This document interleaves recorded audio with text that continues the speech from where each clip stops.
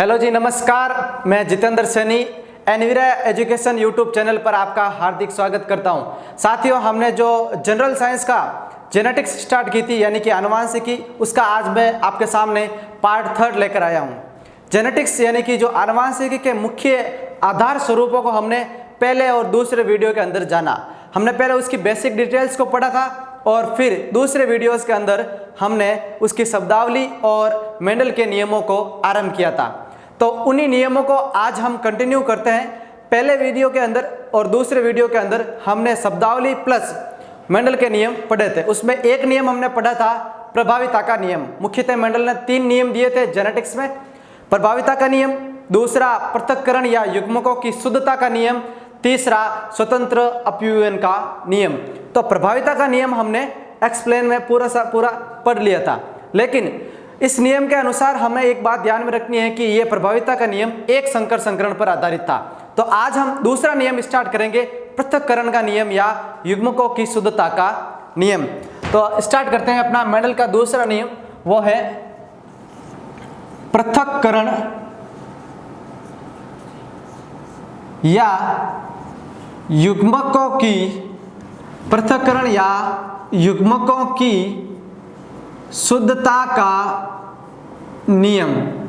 पृथक्करण या युग्मकों की शुद्धता का नियम यानी कि मेंडल ने इस नियम के अनुसार क्या कहा था? मेंडल ने कहा था कि जब भी F1 पीढ़ी के अंदर जो भी अपने को संकर थे, जिनकी वजह से युग्म विकल्पी नए नए बने, तो उसमें क्या होता है कि F1 पीढ़ी के जो जनक है वो अपनी पीढ़ी के अंदर जब युग्म विकल्पी बनाते हैं तो उस युग्म विकल्पी के अंदर दोनों अलग अलग भागों में बढ़ जाते हैं। अब ये लाइन है जो थोड़ी सी कंफ्यूज करती है कि किस प्रकार अलग अलग भागों में बढ़ जाते हैं, तो उसको मैं थोड़ा सा रिवाइज करता हूँ। पहले देखो, प्रभाविता के लिए में हमने पढ़ा था, क्या पढ़ा था कि हमने लिया था कैपिटल टी यानी कि शुद्ध लंबे पादप और स्मॉल टी यानी कि शुद्ध बोने पादप। इन दो पादपों को लिया था और इसके मध्य संकरण कराया था।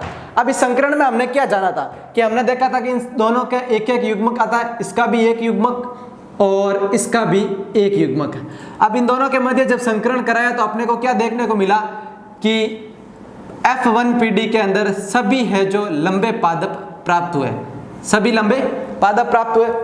तो यहां पर देखो, युग्मकों का निर्माण होते समय लंबे पादप और बोने पादप से बनने वाली पहली पीढ़ी के अंदर सभी लंबे पादप क्या होते हैं? प्राप्त होते हैं। लेकिन इसका मतलब ये नहीं है कि बोनेपन का जो गुण है वो पूर्णतः हट चुका है या नष्ट हो चुका है, वो केवल अप्रभावी रहा है इस पीढ़ी के अंदर। लेकिन जैसे ही इस पीढ़ी को आगे हम संकरण करवाएंगे, तो हम इस पीढ़ी का जब भी आगे संकरण कराएंगे तो अपने को देखने को क्या मिलेगा कि फिर से बोने पादप प्राप्त हो जाते हैं। तो इसका मतलब मेंडल ने कहा था कि पृथक्करण यानी कि जब युग्म विकल्पी बनते हैं संकरों से, तो जब युग्म विकल्पी नए बनते हैं तो इसके अंदर दोनों लक्षण पृथक पृथक रहते हैं। और दूसरा नाम है युग्मकों की शुद्धता का नियम, मतलब कि जब भी इसकी F2 पीढ़ी आएगी तो F2 पीढ़ी के अंदर वापस से बोना लक्षण प्रकट हो जाता है। इसका मतलब उसके जो युग्मक है वो शुद्ध रूप से स्वतंत्र है, उनका कोई एक भी किसी भी प्रकार का संयोजन या विपुंसन नहीं होता है। ये कहने का मतलब क्या है कि इसके अंदर कह सकते हैं कि जब भी एक पीढ़ी से दूसरी पीढ़ी और दूसरी पीढ़ी से तीसरी पीढ़ी के अंदर लक्षण जाते हैं, तो कुछ लक्षण जिस पीढ़ी के अंदर प्रभावित होते हैं या प्रभावी रहते हैं, इसका मतलब ये नहीं है कि आने वाली पीढ़ियों के अंदर वो लक्षण अप्रभावी या पूर्ण रूप से नष्ट हो जाएंगे। वो लक्षण केवल और केवल अप्रभावी रहते हैं जब F1 पीढ़ी के अंदर है। F2 पीढ़ी जैसे ही आएगी तो उसका एक लक्षण वापस प्रभावी रहेगा और अपना F1 पीढ़ी के जो जनक थे उनका लक्षण उसके अंदर मैच होगा। यही होता है पृथक्करण का नियम। अब कंपटीशन के ऊपर इसके ऊपर कैसा क्वेश्चन आता है? पहले तो यही पूछा जाएगा कि युग्मकों की शुद्धता का नियम कौन सा है। मेंडल का 3 नियम है, पृथक्करण के नियम को ही युग्मकों की शुद्धता का नियम कहा जाता है। क्यों कहा जाता है ये भी हमने डिटेल में डिस्कस कर लिया। तो इसके बारे में ये नियम किसके ऊपर आधारित है, क्या यह नियम कहता है और इसका रिजल्ट क्या निकलता है, आइए देखते हैं। अब देखो, पृथक्करण का नियम पहला इसका यही एक नियम है कि यह भी एक संकर संकरण पर आधारित है। यह भी एक संकर संकरण पर आधारित है। यह भी एक संकर संकरण पर आधारित है। इसका मतलब हो गया कि इसके अंदर केवल एक लक्षण की वंशागति का इसके अंदर केवल एक लक्षण की वंशागति का अध्ययन किया जाएगा, यानी कि इसके अंदर केवल एक ही लक्षण की वंशागति का अध्ययन किया जाएगा। अब यह नियम क्या कहता है? इस नियमानुसार जब F1 पीढ़ी के संकर या जनक अपना युग्मनज बनाते हैं तो दोनों युग्मनजों में जो युग्म विकल्पी बनेंगे वो युग्म विकल्पी पृथक पृथक रहते हैं। F1 पीढ़ी के संकर युग्म विकल्पी बनाते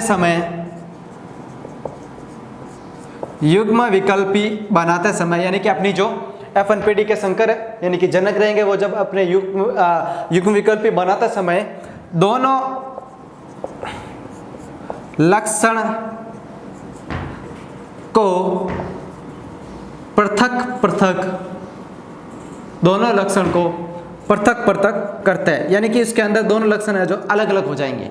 ठीक है, इसे पृथक्करण का नियम कहते हैं। तो साथियों, पृथक्करण का नियम समझ में आ गया, यानी कि F1 पीढ़ी के संकर मतलब कि इनके जनक यानी कि इनके ऊपर वाली पीढ़ी, इनके पेरेंटल पीढ़ी कह सकते हैं, इनके माता पिता कह सकते हैं, इनके दो युग्म विकल्पी कह सकते हैं। वो जब अपनी पीढ़ी बनाएंगे, कौन सी पीढ़ी? F1 पीढ़ी बनाएंगे, तो उसके अंदर जो युग्म विकल्पी बनेंगे अलग अलग, वो क्या बनेंगे?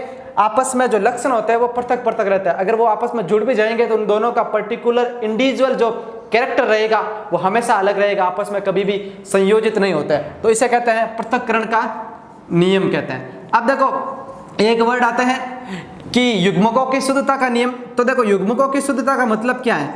युग्मकों की शुद्धता का मतलब है कि इसके अंदर F1 पीढ़ी के युग्म विकल्पी आपस में सम्मिलित होने के बाद भी अपने अपने लक्षण को अलग या संयोजित नहीं करता है, यानी कि आपस में मिलाता नहीं है। युग्मकों की शुद्धता का मतलब हो गया कि नए युग्म विकल्पी होते हैं, नए युग्म विकल्पी आपस में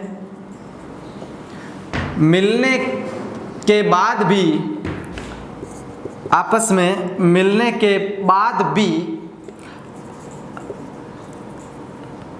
संयोजित नहीं होते हैं, आपस में मिलने के बाद भी संयोजित नहीं होते हैं, मतलब कि युग्मक जो आपस में शुद्ध रहते हैं, आपस में मिलते नहीं है। ठीक है, तो इसे कहते हैं युग्मकों की शुद्धता का नियम। अब ये नियम कैसे लागू होता है, उदाहरण के तौर पर हम समझने का प्रयास करते हैं। तो उदाहरण लेते हैं, मेंडल ने क्या लिया था? मेंडल ने इसका उदाहरण लिया था। मेंडल ने जब समयुग्मजी शुद्ध लंबे पादप, समयुग्मजी शुद्ध लंबे यानी कि कैपिटल टी, समयुग्मजी शुद्ध लंबे पादप का संकरण, समयुग्मजी लंबे पादप का संकरण समयुग्मजी बोने यानी कि स्मॉल टी के मध्य कराया तो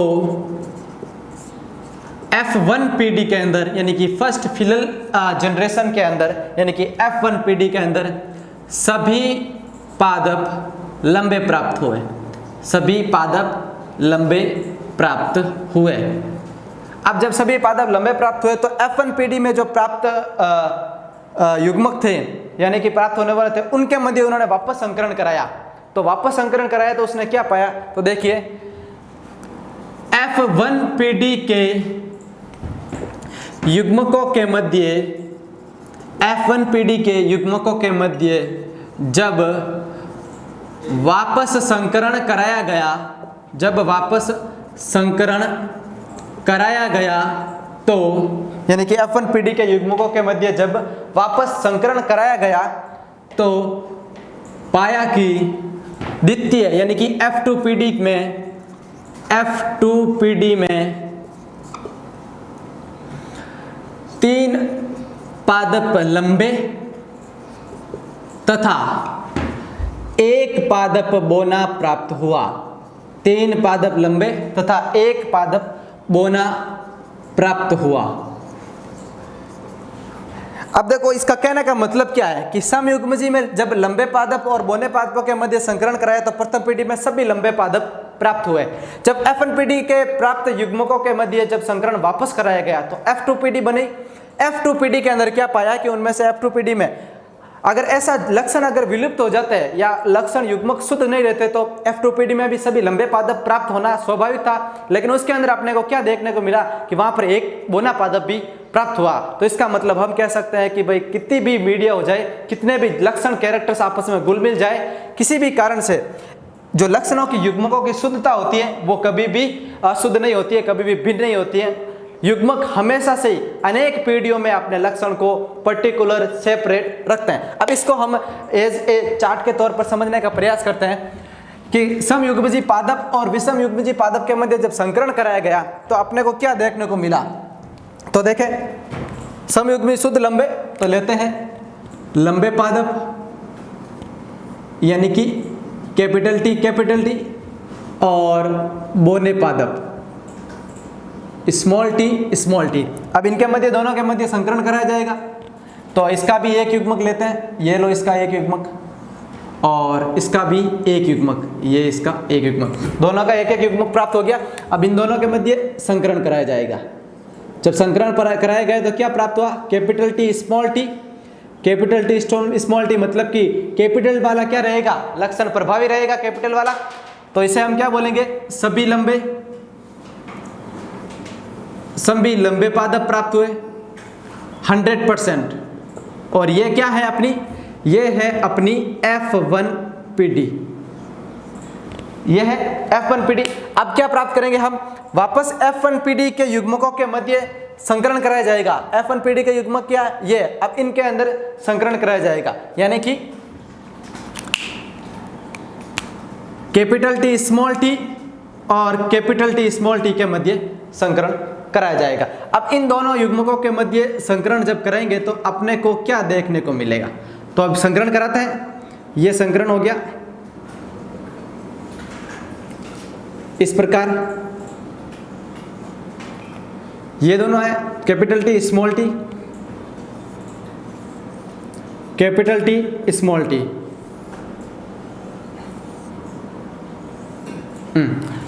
अब क्या मिलेगा, जब भी युग्मकों के मध्य संकरण कराया जाएगा तो देखो कैपिटल टी से कैपिटल टी बनेगा तो क्या प्राप्त होगा, कैपिटल टी से कैपिटल टी बनेगा तो दोनों कैपिटल प्राप्त रहेंगे। जब कैपिटल टी से स्मॉल टी प्राप्त रहेगा तो ये कैपिटल टी ये वाला और ये स्मॉल टी इधर वाला, ये प्राप्त हो गए। फिर से वापस स्मॉल टी कैपिटल टी से मिलेगा तो देखो ये कैपिटल टी पहला आएगा प्रभावी, स्मॉल टी पीछे। अब स्मॉल टी से स्मॉल टी मिलेगा तो ये लो स्मॉल टी से स्मॉल। अब अपने को देखने को क्या प्राप्त हुआ कि जो कैपिटल टी वाला रहेगा वो तो सभी लंबे रहेंगे और स्मॉल टी रहेगा वो प्रभावी लक्षण वाला बोना रहेगा। तो अपने को क्या देखने को मिला कि ये भी क्या है, सभी लंबे, वो भी कैसे हैं, शुद्ध हैं, सभी लंबे शुद्ध। अशुद्ध लंबे क्योंकि इसके अंदर एक स्मॉल टी आ रहा है, यह अशुद्ध लंबा रहेगा पादप लेकिन अशुद्ध रहेगा। यहाँ पे भी स्मॉल टी आ गया तो अशुद्ध लंबा। और ये देखो अब ऐसा लक्षण प्राप्त हुआ कि यहाँ पर तो सभी लंबे पादप प्राप्त हुए लेकिन इनके मध्य वापस संकरण कराया गया तो अपने को एक क्या मिल गया, बोना पादप प्राप्त मिल गया। तो ये क्या है, शुद्ध बोना पादप। तो अब इसका जो लक्षण प्रारूप और जीन प्रारूप क्या रहेगा, यानी कि इसके बाह्य प्रति क्या रहेगी और जीन प्रति क्या रहेगी। तो देखते हैं इसका लक्षण प्रारूप और जीन प्रारूप।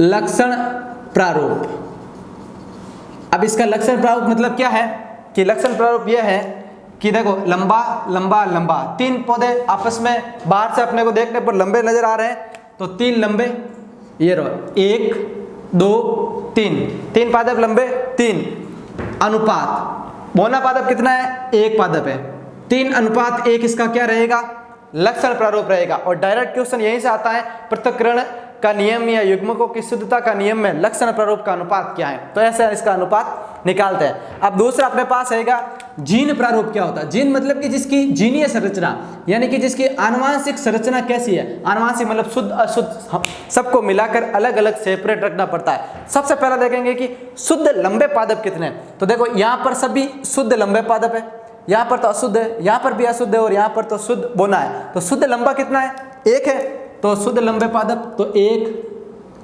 अनुपात। अब अपने को अशुद्ध लंबे पादप कितने देखने को मिल रहे हैं कि देखो ये एक अशुद्ध लंबा पादप और ये दूसरा भी अशुद्ध लंबा पादप। तो अनुपात कितना रहेगा, 1 और 1 2, तो ये 1:2। अब पीछे क्या बचा, केवल शुद्ध बोना पादप, तो ये इसका अनुपात रहेगा 1। तो इसका जीन प्रारूप क्या रह जाएगा, 1:2:1। तो इसी के ऊपर क्वेश्चन आएगा कि युग्मकों की शुद्धता के नियम का लक्षण प्रारूप क्या है और युग्मकों की शुद्धता का नियम का जीन प्रारूप क्या है, किस प्रकार निकाला जाता है। और याद रखना है, जीन प्रारूप मतलब कि उसकी आनुवांशिकी यानी कि जीनीय संरचना को देखना है, शुद्ध अशुद्ध को भी ध्यान में रखना है, लेकिन लक्षण प्रारूप में केवल बाहर से देखना है पौधा कैसा नजर आ रहा है, किस प्रकार अपने को उसकी बिना जीनीय संरचना को छेड़छाड़ किए केवल उसके बाह्य लक्षणों को देखते हुए जो अनुपात निकाला जाता है उसे लक्षण प्रारूप, और जिसकी आनुवांशिक रचना को देखकर उसका अनुपात निकाला जाए उसे जीन प्रारूप कहा जाता है। तो अपने को इसमें देखने को क्या मिला कि ये पृथक्करण का नियम था जो एक संकर संकरण पर आधारित था, यानी कि एक ही प्रकार के लक्षण की हमने बात की थी। अब एक ही प्रकार का लक्षण क्या, देखें, एक ही प्रकार का लक्षण मतलब हमने एक ही लक्षण लिया है, कैसा, लंबाई। ये लक्षण क्या है, लंबाई है, यानी कि लंबाई में हम अगर किसी के बीच में तुलना करेंगे तो क्या करेंगे, या तो कोई आदमी लंबा रह सकता है या कोई आदमी छोटा रह सकता है, कोई पौधा बड़ा रह सकता है, कोई छोटा रह सकता है, कोई इमारत लंबी या छोटी रह सकती है। तो एक ही लक्षण को लिया लंबाई के आधार, तो ये अपना पहला रूल्स यहाँ पर फॉलो कर रहा है, एक संकर संकरण पर आधारित है, यानी कि एक ही लक्षण की वंशागति का अध्ययन किया जाएगा। तो एक ही लक्षण की वंशागति का जब हमने अध्ययन किया, फिर इसने दूसरा क्या कहा कि इस नियम के अनुसार F1 पीढ़ी के संकर युग्म विकल्पी बनाते समय दोनों लक्षणों को पृथक पृथक करते हैं। F1 पीढ़ी के संकर यानी कि जनक, ये दोनों जनक है, इसका एक एक युग्मक जब युग्म विकल्पी बनाया तो अपने अपने दोनों लक्षणों को पृथक पृथक करते हैं, यानी कि खुद भी यहाँ पर सेपरेट रहा और ये भी सेपरेट रहा, लेकिन जो लक्षण प्रदर्शित किया वो कैसा रहा, सभी लंबे रहे, यानी कि इसके बोनेपन का लक्षण यहाँ पर नष्ट नहीं हुआ, केवल अप्रभावी रहा है। तो लक्षण पृथक पृथक रह गए, लेकिन जो प्रभावी लक्षण था उसके ऊपर पादप नया बन गया। तो डायरेक्ट क्वेश्चन यह रहेगा कि पृथक्करण के नियम के दौरान F1 पीढ़ी के अंदर प्राप्त होने वाले पौधे कैसे थे, तो याद रखना सभी लंबे पादप थे, ठीक है। फिर ये क्या कहता है, युग्मकों की शुद्धता के नियम के अनुसार कि युग्म विकल्पी आपस में मिलने के बाद भी संयोजित या विसंजित नहीं होते। तो क्यों, मतलब कि देखो T+T आपस में मिले, सभी लंबे, लेकिन आपस में मिलने के बाद भी छोटे वाला T यानी कि स्मॉल t ने अपना लक्षण, बोनेपन वाला लक्षण अभी तक खोया नहीं है, आपस में घुल-मिल नहीं है। अगर ये इसके साथ घुल-मिल जाता तो आने वाली पीढ़ी में यहाँ पर जो अपने को शुद्ध बोना पादप प्राप्त हुआ है उसकी जगह पर भी अपने को लंबा पादप प्राप्त होना चाहिए, लेकिन अपने को क्या मिला, शुद्ध बोना मिला। तो इसका मतलब युग्मकों की जो शुद्धता है वो पीढ़ियों के अंदर बनी रहती है, कभी भी चेंजेज नहीं होती है। तो इसी के आधार पर अपना जो रिजल्ट आया है वो रिजल्ट इस नियम को फॉलो करता है। तो मेंडल का दूसरा नियम भी आज हमने कंसेप्ट के रूप में समझ लिया। आपको इसके 3 क्वेश्चन याद रखना है, तीनों क्वेश्चन डायरेक्ट आएंगे। किसके ऊपर आधारित, एक संकर संकरण पर, इसके दोनों अनुपात, लक्षण प्रारूप 3:1 और जीन प्रारूप 1:2:1। ये क्वेश्चन F1 पीढ़ी के अंदर कौन से पादप प्राप्त हुए, सभी लंबे पादप प्राप्त हुए, और F2 पीढ़ी के अंदर जो शुद्ध बोधा प्राप्त हुआ वो कितना हुआ, 1 प्राप्त हुआ। तो यहाँ पर हमने पढ़ लिया है मेंडल के नियम का दूसरा नियम, पृथक्करण का नियम। आज तीसरा नियम यह है स्वतंत्र अपव्यूहन का नियम, यानी कि मेंडल का जो आखिरी नियम है उसका नाम है स्वतंत्र अपव्यूहन का नियम। अब देखो इस नियम का एक अलग क्या है कि क्योंकि यही एकमात्र ऐसा नियम है जो मेंडल का द्विसंकर संकरण पर आधारित है, क्योंकि इससे पहले जो भी हमने नियम की बात की थी वो सभी एक संकर पर आधारित है। यह है द्विसंकर संकरण पर आधारित, द्विसंकर संकरण पर आधारित, यानी कि इसका मतलब क्या हो गया, हमने पहले भी पढ़ा था, यहां पर वापस लिखते हैं। दो लक्षणों की, द्वि का मतलब दो लक्षणों की वंशागति का,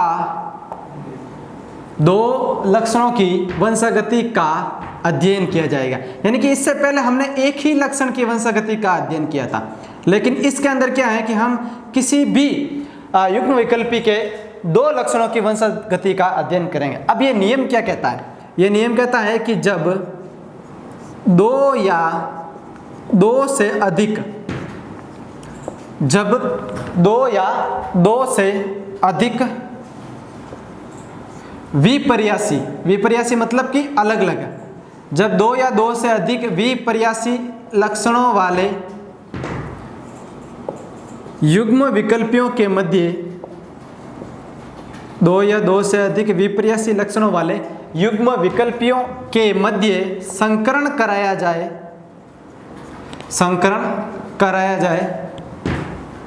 तो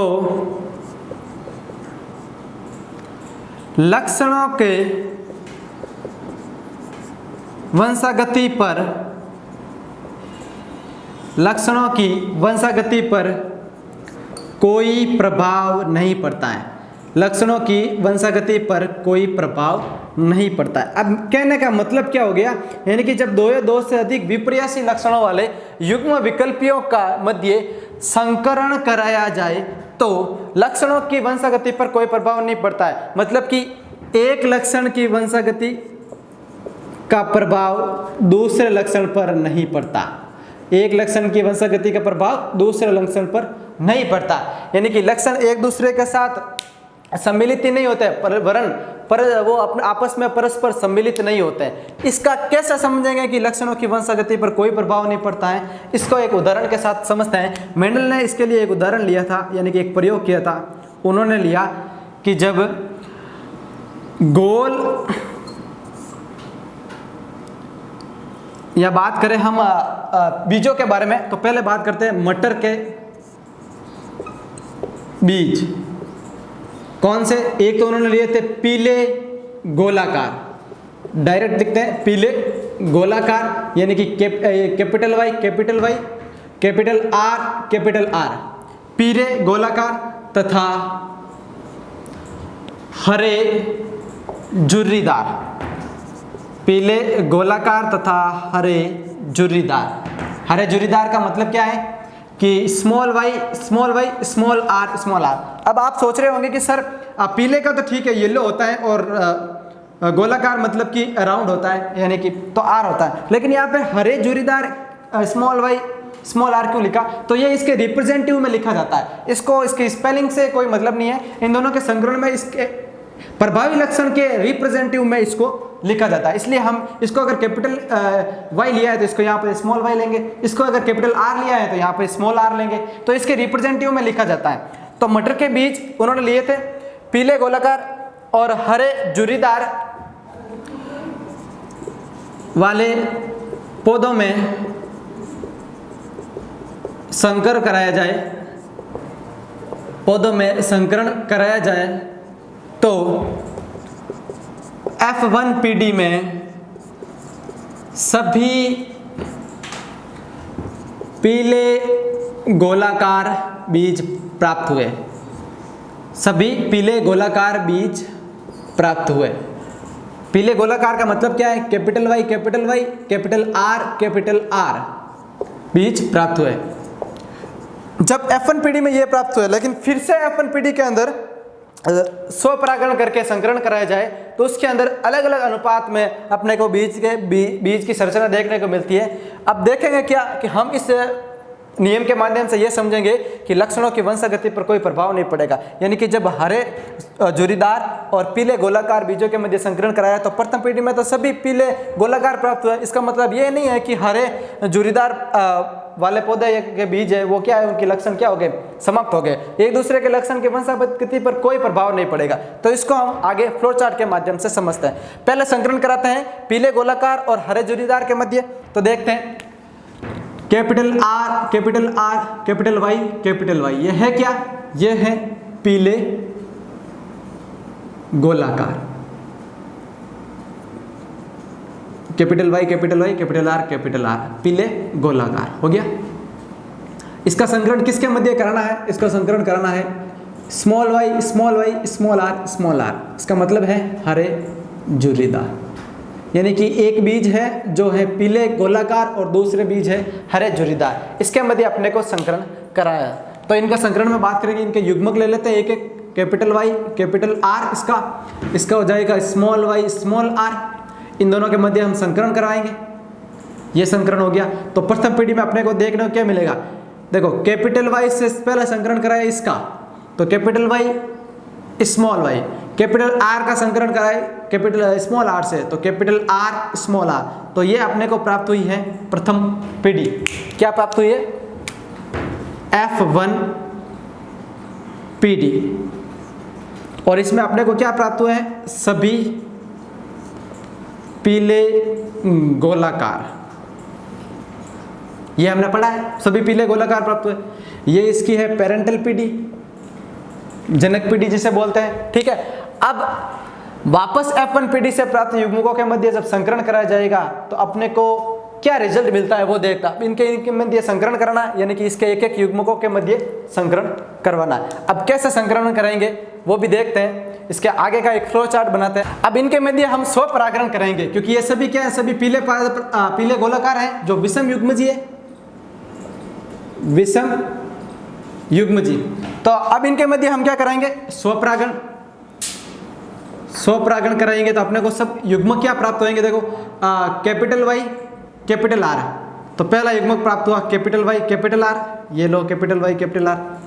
और दूसरा युग्मक अपने को क्या प्राप्त हुआ, देखो capital Y small R, capital Y small R प्राप्त हो गया अपने को, दो ये। अब क्या प्राप्त होगा अपने को, small Y capital R, small Y capital R, और ये क्या प्राप्त होगा, स्मॉल वाई स्मॉल आर। ये अपने को चार युग्मक प्राप्त हुए। अब इन चारों के मध्य हम जब संकरण कराएंगे तो अपने को क्या अनुपात मिलता है, तो देखते हैं इनके मध्य संकरण कराते हैं। Capital Y capital R, capital Y small R, small Y capital R और स्मॉल वाई स्मॉल आर, इसके मध्य संकरण कराना है, इनके मध्य क्रॉस कराना है, ठीक है। या हम इसका सिंबल लिख देते हैं यहाँ पे, फिर लिखते हैं capital Y capital R, capital Y small R, small Y capital R, small Y small are.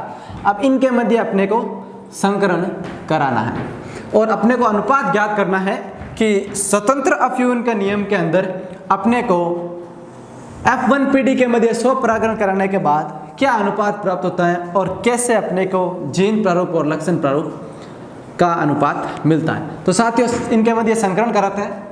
तो देखें सबसे पहले क्या संकरण रहेगा, पहले रहेगा देखो इसका इसके मध्य, फिर इसका इसके मध्य, इसका इसके मध्य और इसका इसके मध्य। तो सबसे पहले इसका इसके लेते हैं, तो देखो capital Y capital R capital R, तो इसका क्या रहेगा कैपिटल वाई कैपिटल आर। अब इसका इसके साथ, तो कैपिटल वाई यहाँ पर भी कैपिटल वाई, यहाँ पर कैपिटल आर और स्मॉल आर, वापस इसका इसके साथ capital Y small Y capital R, फिर इसका सबसे लास्ट वाले के साथ कैपिटल वाई स्मॉल वाई और कैपिटल आर स्मॉल आर। ये हो गया दूसरे वाले के साथ कैपिटल वाई स्मॉल आर। तो देखो कैपिटल वाई ये वाला और ये एक वाला कैपिटल वाई दोनों हो गए, फिर ये कैपिटल आर और स्मॉल आर हो गया सर। फिर इसका इसके साथ करवाना है कैपिटल वाई दोनों स्मॉल है तो दोनों स्मॉल आर, ये भी इसके साथ हो गया। अब इसका संकरण इसके साथ करवाना है, तो देखो कैपिटल वाई इसका वाला ये वाला और इसका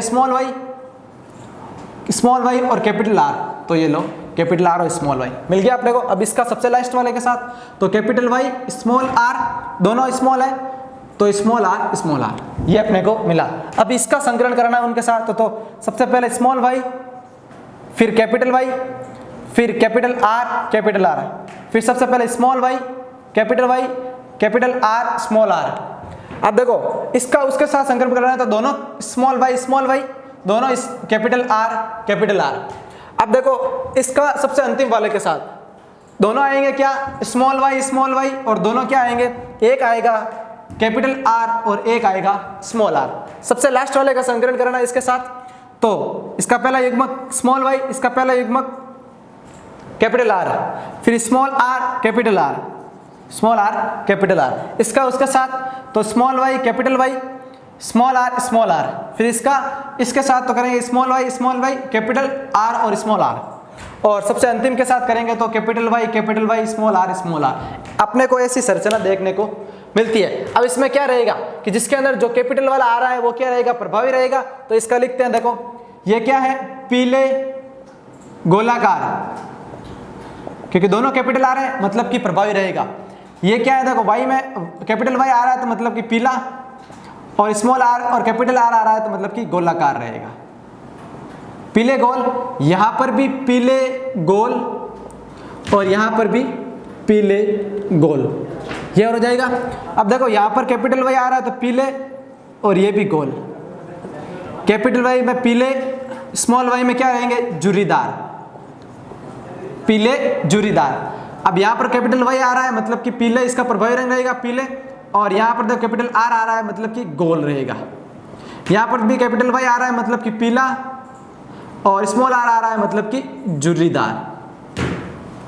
इसका लेते हैं, देखो स्मॉल वाई आ रहा है लेकिन यहाँ पे कैपिटल वाई आ गया तो मतलब कि पीला, स्मॉल आर नहीं कैपिटल आर आ गया तो मतलब कि गोल। यहाँ पर देखो यहाँ पर भी कैपिटल आ गया तो इसका मतलब पीला, और कैपिटल आर आने पर गोल। इस प्रकार आपने वो क्या ज्ञात करना है कि इसके शुद्धता और अशुद्धता को अंतर ध्यान में रखते हुए इसका प्रभावी लक्षण देखना होता है। अब देखो दोनों वाई वाई आ रहा है तो मतलब कि क्या होगा, हरा, और दोनों कैपिटल आर आ रहे हैं मतलब कि गोल, हरा गोल हो गया। और दोनों वाई वाई मतलब कि ये भी हरा, लेकिन एक कैपिटल आर और एक स्मॉल आर, लेकिन कैपिटल आर प्रभावी है तो हरा गोल। अब बात करते हैं देखो यहाँ पर, तो देखो यहाँ पर कैपिटल वाई आ रहा है सॉरी, तो मतलब कि पीला कलर प्रभावी है, कैपिटल आर आ रहा है मतलब कि गोल कलर प्रभावी रहेगा, क्योंकि हमने बात की थी देखो पीले गोलाकार कैपिटल, तो जहीं पर भी ये मिलेंगे वो अपने को क्या मिलेगा, प्रभावी। फिर इसका इसके साथ देखेंगे तो ये पीला, दोनों स्मॉल आ रहा है तो पीला जुरीदार। अब दोनों छोटे आ रहे हैं यानी कि वाई स्मॉल वाई आ रहे हैं तो मतलब कि हरा, और कैपिटल आर आ रहा है तो गोल, और दोनों छोटे आ रहे हैं तो हरे जुर्रीदार। तो इस प्रकार अपने को हर एक पादप की संरचना देखने को मिल गई है। तो अब इसके बाद हम बात करेंगे कि इसके अंदर यानी कि पीले गोलाकार और हरे जुर्रीदार में इसका देखो पहले लक्षण प्रारूप क्या दिखाई देता है। देखें इसका लक्षण प्रारूप लिखते हैं, यानी कि लक्षण प्रारूप अपने को क्या दिखाई देता है कि किन किन तरह के अपने को बीज देखने को मिले। यानी कि पीले गोलाकार कितने हैं, 1 2 3 4 5 6 7 8 और 9। तो अपने को क्या देखने को मिले कि 9 तो मिले हैं अपने को पीले गोलाकार अनुपात। अब दूसरा अपने को क्या मिलेगा, पीले गोलाकार और फिर पीले जुरीदार 1 2 और 3। तो अपने को क्या मिले, 3 मिले हैं पीले जुर्रीदार। फिर अपने को क्या मिला है, फिर अपने को मिलेंगे देखो पीले जुर्रीदार हो गए। नेक्स्ट हम देखेंगे हरे गोल, एक ये 1 2 3। तो अपने को क्या मिले, 3 भी क्या मिले देखने को, हरे गोलाकार। और अनुपात में सबसे लास्ट में अपने को एक ही मिलेगा, हरे जुर्रीदार। तो 1 ये क्या है, हरा जुर्रीदार, अब इसके अनुपात की ज्ञात करते हैं लक्षण प्रारूप कैसे कि इनमें समानता किन किन के अंदर है और असमानता, क्योंकि जेनेटिक समानता की बात करें तो इसका लक्षण प्रारूप, और ये लक्षण प्रारूप अनुपात हो गया इसका जीन प्रारूप। यानी कि इसका जीन प्रारूप क्या है, यानी कि इस प्रकार की संरचनाएं कितनी देखने को मिलती है। तो देखिए सबसे पहले तो यही बात करते हैं कि ये हो गया है कि स्मॉल वाई स्मॉल आर है, ये एक ही है। तो इसको हम बात कर लेते हैं कि ये हमने बात करती है एक है, इसको हम निशान लगा देते हैं, एक ही है, दूसरा कोई नहीं है। तो 1 अनुपात ये हो गया, इसको भी हम यहाँ पे मिटा देते हैं, ठीक है। फिर अब क्या बात करेंगे, हरा गोल कितना है, देखो हरे गोल 1 2 3। इस प्रकार की संरचनाएं देखने को मिल रही है। सेम ये 2 ही मिल रही है, इसमें संरचना अलग है तो 1 2 मिल रही है। फिर इस यहाँ पर भी नहीं मिल रही है, यहाँ पर भी नहीं, यहाँ पर भी नहीं, यहाँ पर भी नहीं मिल रही है। तो 1 और 2 ही अपने को ऐसी संरचनाएं मिलेगी। तो अनुपात 2, इन दोनों को भी मिटा देते हैं। अब ऐसी संरचना स्मॉल वाई कैपिटल आर, यहाँ पर 1 है, दूसरी कई जगह पर स्मॉल वाई कैपिटल आर नहीं है तो अनुपात में 1। अब इसको भी मिटा देते हैं। फिर नेक्स्ट हम बात करेंगे, देखो small Y capital Y small R, देखो 1 यहाँ पर है, small R small Y capital Y 1 2 यहाँ पर रह गई, 2 अपने को और मिल गई देखने को। तो ये रहा 2 अनुपात, इसको और इसको, इन दोनों को भी मिटा दिया। अब अपने को तीसरा नेक्स्ट क्या देखने को मिला है, small Y capital R small R, 1 2 3 4 5 6। मुख्य प्रकार में देखो तो 1, 2, 3 और 4 ही देखने को मिल रही है, क्योंकि इसके अंदर देखो संरचना अलग है। ये अपने को चाहिए स्मॉल वाई और कैपिटल वाई, यहाँ पर क्या है दोनों कैपिटल है, यहाँ पर स्मॉल वाई और दोनों कैपिटल आर है, ये भी नहीं आएगी। अपने को चाहिए स्मॉल वाई कैपिटल वाई और स्मॉल आर। देखो एक ये होगी, एक ये होगी, 2 ये होगी। अपने को और क्या चाहिए, 1, 2, 3, 4 ये होगी तीसरी, और चौथी ये रही, और 4 ही है। तो यहाँ पर भी इसका और अनुपात ज्ञात कर लिया हमने 4। इसके अनुसार देखो ये भी समाप्त हो गया, ये भी समाप्त हो गया, मुख्यतः ये भी और ये भी। अपने को संरचना क्या मिली, small Y capital R capital small Y capital R और कैपिटल वाई। तो ये एक संरचना यहाँ पर होगी, एक संरचना यहाँ पर होगी, दूसरी कोई संरचना अपने को देखने को नहीं मिल रही है। तो एक ये और एक ये दोनों भी हो गए आपस में, तो अनुपात 2, तो इनको भी मिटा देते हैं। अब अपने को क्या संरचना मिल रही है, देखो कैपिटल वाई स्मॉल आर, केवल यहीं पर है, इन दोनों में नहीं है। तो अनुपात 1, ये संरचना भी मिट गई।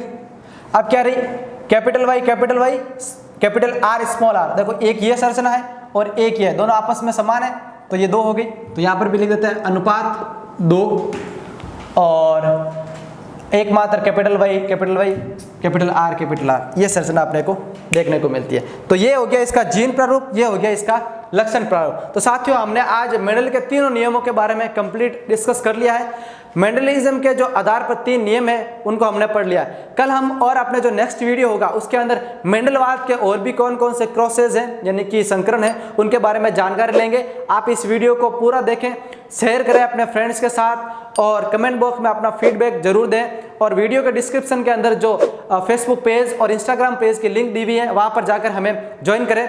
धन्यवाद।